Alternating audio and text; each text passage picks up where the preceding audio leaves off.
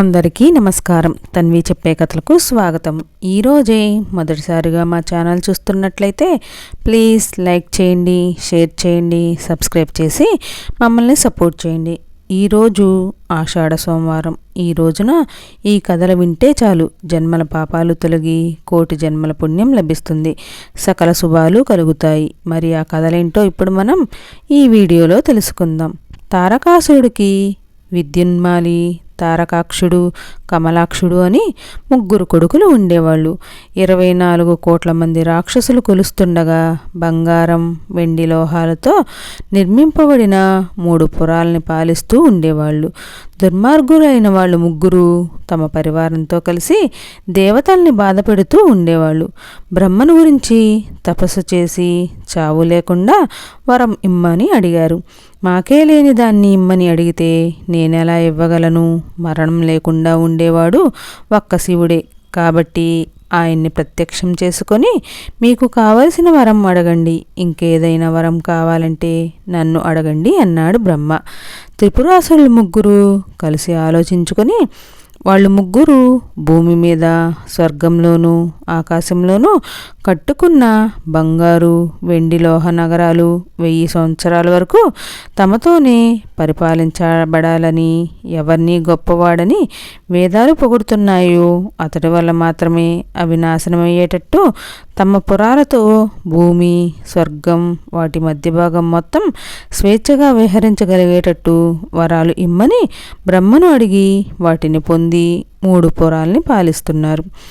అప్పటి వరకు దేవతల వల్ల బాధలు పడి అక్కడక్కడ దాక్కున్న రాక్షసులందరూ త్రిపురాసురుల దగ్గరికి వెళ్ళి తమ బాధలు చెప్పుకొని వాళ్ళు కూడా ఆ 3 పురాల్లోనే ఉండి సుఖంగా జీవిస్తున్నారు. వాళ్ళ కన్యల్ని త్రిపురాసురులకు కానుగా ఇచ్చారు.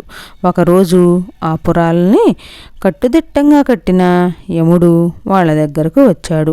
త్రిపురాసురులు సంతోషంగా అతడికి ఎదురు వెళ్ళి తీసుకుని వచ్చి గౌరవించారు.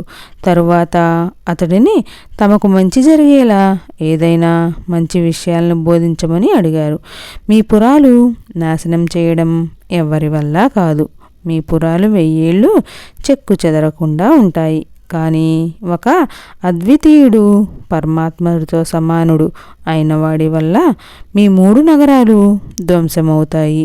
ఈ నగరాల నిర్మాణం జరిగినప్పుడే ఆ విధంగా నిర్మించడం జరిగింది. ఎందుకంటే శివుడు జగత్తుకి ప్రభువని, భక్తుల యందు భక్తి కలవాడని వేదాలు ఘోషిస్తున్నాయి. మీరు కూడా శివ పూజ ప్రతిరోజు విడవకుండా చేయడం వల్ల మంచి ఫలితాన్ని పొందగలుగుతారు. రుద్రుడిని శివలాంగుకృతిలో పూజిస్తే మీకు చెడు చేయడానికి వచ్చిన వాళ్ళని అందరినీ శివుడే అంతమొందిస్తాడు. జీవులన్నిటికీ కోరిన కోరికలు తీర్చే లింగాకారంలో ఉన్న శివుడిని ప్రతిరోజు పూజించండి. మీకు గొప్ప సంపదలు కలిగి విజయాలు పొందుతూ ఉంటారు అని చెప్పాడు యముడు. వాళ్ళు అందుకు అంగీకరించారు. యముడిని అడిగి శివలింగాలు తీసుకున్నారు. విద్యున్మాలి, తారకుడు, కమలాక్షకుడు తమకు నచ్చిన శివలింగాలు తీసుకొని ఎంతో వైభవంగా శివలింగార్చన చేస్తున్నారు. ప్రతి ఇంట్లోనూ భస్మం, రుద్రాక్షలు ధరించి శివలింగాన్ని అర్చిస్తున్నారు. 3 నగరాల్లోనూ వేదాధ్యయనం చేసిన వాళ్ళు, తపస్సంపన్నులు విభూతి రుద్రాక్షమాలలు ధరించి కల్మషం లేని మనసులతో గొప్ప సంపదల్ని పొందారు.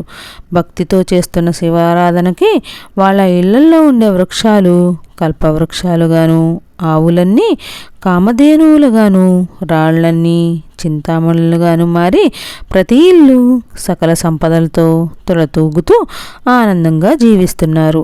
త్రిపురాసురులు వాళ్ళ పట్టణాలతో అన్ని మండలాలు స్వేచ్ఛగా తిరుగుతున్నారు. భూమి, ఆకాశం ఏదీ వదలకుండా ఎక్కడికి కావాలంటే అక్కడికి వెళ్ళిపోతున్నారు.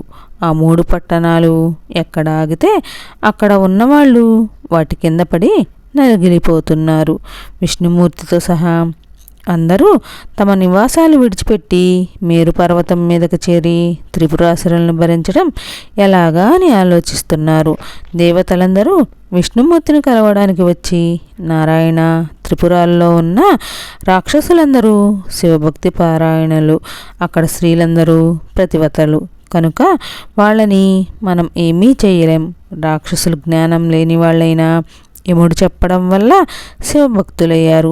మనం కూడా శివభక్తులైతే రాక్షసుల్ని మనల్ని హింసించడాన్ని శివుడు సహించడు. కనుక మనం అందరం శివార్చన చేసి శివుణ్ణి మెప్పిద్దాం. అప్పుడు శివుడు శత్రునాశనానికి ఏదో ఒక ఉపాయం ఆలోచించకపోడు అన్నారు దేవతలు. వాళ్ళు బ్రహ్మ నుంచి వరాలు పొందారు. అందరూ ఒకే బాణానికి చచ్చిపోవాలి, వాళ్ళు అంత తేలికగా చచ్చిపోరు అని విష్ణుమూర్తి చెప్పాడు. అందరూ కలిసి ఆలోచించి శివుడు అనుగ్రహం పొందడం కోసం యాగం చేశారు. దాని నుంచి పుట్టిన భూత సంఘాలు 3 పురాల మీదకి దండెత్తి వెళ్ళారు. దేవతలందరూ వాళ్ళ ప్రదేశాల్లో సుఖంగా ఉన్నారు. 3 నగరాల్లోనూ రాక్షసులు చేస్తున్న శివలింగార్చన వల్ల శివుడి అనుగ్రహంతో రాక్షసులు భూత సంఘాల్ని నాశనం చేశారు. భూతకోటిని తమ పైకి పంపించింది దేవతలే అని తెలిసి రాక్షసులు దేవతల్ని హింసించడం మొదలుపెట్టారు. ఇప్పుడు దేవతలు పారిపోయి వెండి కొండని చేరుకున్నారు. రాక్షసులు వాళ్ళ పురాల్లో హాయిగా జీవిస్తున్నారు. శివమందిరం చేరుకున్నారు. శివమందిరం దగ్గరికి వెళ్ళి శివుడిని పిలుస్తుంటే ద్వారపాలకులు దేవతలను చితక్కొట్టి పంపించారు. అందరూ కలిసి మానస సరోవరం దగ్గరికి వెళ్ళి ఆలోచనలో పడ్డారు. రాక్షసులందరూ శివభక్తులు, వారి స్త్రీలందరూ పతివ్రతలు కనుక మనం వాళ్ళని ఏమీ చెయ్యలేం. అందుకనే విష్ణుమూర్తే ఉపాయం ఆలోచించుకోవాలి అనుకుని, హరి నువ్వే ఏదో ఒక ఉపాయం ఆలోచించు. ఆ రాక్షస నగరాల్లోకి ప్రవేశించి రాక్షసులు విభూది రుద్రాక్షలు ధరించకుండా చేయాలి. అలాగే వాళ్ళ స్త్రీలు కూడా ప్రాతిపత్యం లేని వాళ్ళుగా మారాలి. అప్పుడు వాళ్ళందరూ శివ వ్యతిరేకులు అవుతారు. కనుక వాళ్ళని ఓడించడం తేలిక అని వేడుకున్నారు. విష్ణుమూర్తికి లోబడిన రాక్షసులందరూ శివభక్తిని విడిచిపెట్టారు. సురాపానం, వ్యభిచారం, జోదమాడటం మొదలైన చెడు అలవాట్లకి బానిసలయ్యారు. అలాగే రాక్షస స్త్రీలు శీలాన్ని విడిచి స్వేచ్ఛగా జీవిస్తున్నారు. రాక్షసులకి అనేకమైన అపశకునాలు కనిపించాయి. త్రిపురాలు నిర్మించి కూడా 1000 సంవత్సరాలు పూర్తి కావచ్చింది. దేవతలందరూ సంతోషంగా ఉన్నారు. దేవతలు పరమేశ్వరుడికి పదే పదే మొక్కుతూ ఒకే ఒక్క బాణంతో 3 పురాలని నాశనం చేయమని ప్రార్థించారు. దేవతలు తొందర చేస్తున్నారు, ఇంకా ఆలస్యం ఎందుకు అన్నట్టుగా పరమేశ్వరుడు అంబ వైపు చూసి చిరునవ్వు నవ్వాడు. విల్లు తీసుకొని బాణాన్ని గురిపెట్టి త్రిపురాల వైపు చూస్తుండగా శక్తి ఉత్సాహంతో అగ్నిజ్వాలలు కురిపిస్తూ బాణానికి కొసబాగనున్న నిలిచింది. దేవతలు కూడా బాణంలోకి ప్రవేశించి వెంటనే ప్రయోగించు స్వామి అని వేడుకున్నారు. త్రినేత్రుడు వెంటనే బాణాన్ని త్రిపురాల మీద ప్రయోగించాడు. దాని నుంచి వచ్చిన అగ్నిజ్వాలకి పురాలు 3 ఒకేసారి దహించబడ్డాయి. అంతకుముందు బౌద్ధాచార్యుడు మాటలకు లోబడి శివారాధన వదిలి పెట్టిన రాక్షసులు అగ్నిలో పడి దగ్ధమయ్యారు. భస్మం, రుద్రాక్షలు ధరించి బౌద్ధాచార్యుడి మాటలకు లోబడక శివపూజ చేస్తూ ఉండిపోయిన రాక్షస యోగులు 3 క్షేమంగా ఉన్నారు. వాళ్ళ 3 చూసి శివుడు ఏ వరాలు కావాలో కోరుకోమన్నాడు. శివుడి మందిర ద్వారం దగ్గర కాపు కాచే గణాల్లో ఉండేట్టు వరం కోరుకున్నాడు. శివుడు వాళ్ళని అనుగ్రహించారు. విష్ణుమూర్తితో సహా దేవతలందరూ కొంతకాలం కైలాసంలో ఉండి పరమేశ్వరుని ఆరాధించుకొని తరువాత తమ తమ స్థానాలకు వెళ్ళి సుఖంగా ఉన్నారు. శివపూజ మానకుండా చేసిన 3 రాక్షస యోగులు శరీరంతో కైలాసంలో ద్వారపాలకులుగా చేరారు. శివలింగార్చన మానకుండా చేసిన వాళ్ళకి విజయం, క్షేమం, స్థైర్యం, ఆయుష్, ఆరోగ్యం, పుత్ర పౌత్రాభివృద్ధి కలిగి చివరికి కైలాసం చేరి మోక్షాన్ని పొందుతారు. ఇప్పుడు మనం అంధకాసుడు కథ గురించి తెలుసుకుందాం. పూర్వం దానవుల్లో గొప్పవాడు, బాహుబలం కలవాడు అయిన అంధకాసురుడు గొప్ప తేజస్సు, దేహబలం, తపోబలం వల్ల వచ్చిన అహంకారంతో ఇంద్రుడు మొదలైన దేవతల్ని హింసిస్తూ ఉండేవాడు. అతడు పురుషులను పట్టుకొని చెరలో పెట్టి హింసించేవాడు.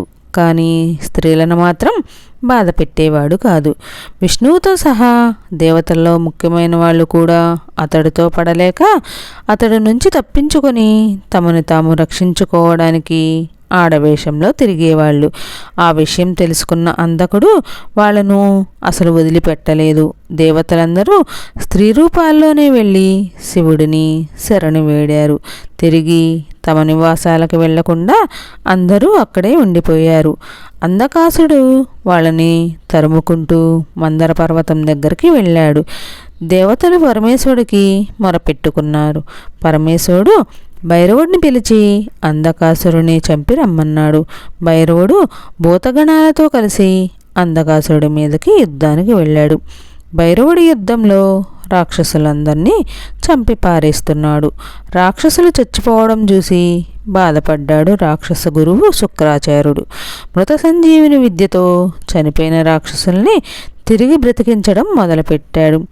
అది చూసిన శివుడు శుక్రుణ్ణి మింగేశాడు.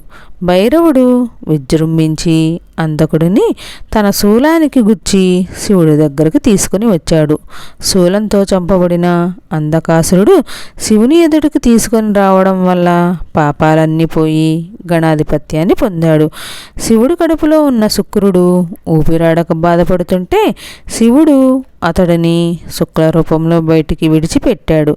స్త్రీ రూపంలో ఉన్న దేవతలందరూ నిజరూపాలు పొంది తమ నివాసానికి వెళ్ళిపోయారు.